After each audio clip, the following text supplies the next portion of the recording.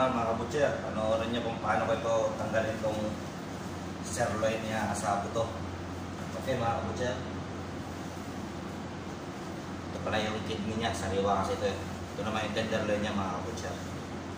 Nilalagay namin sa tray yan. Pan-display doon sa counter. Balikan niya itsura niya mga kabutcher. Umpisa ko na mga kabutcher, paano ko tanggalin.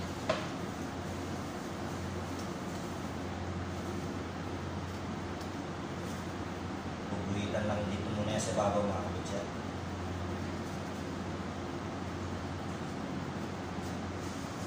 Yan. Tapos niyan, dito na sa ibabaw ulit, sa pinakagilid niya.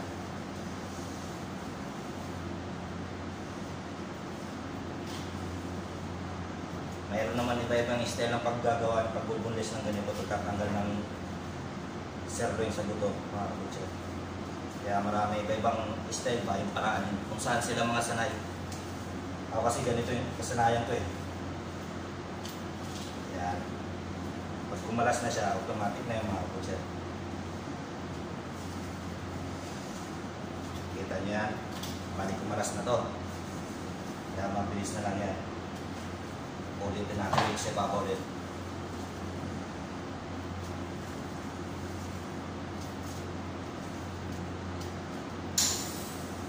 Yan, panoorin niya mga kabutcher.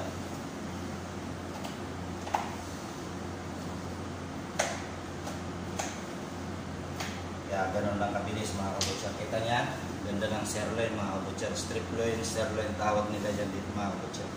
Sa amin naman, bali sirloin steak na siya pag ginawa namin pan-display sa tray. Kaya ito naman yung masarap na pang sabaw. Nagawa kita pang sabaw mga kabutcher. Kaya hanggang dito na lang.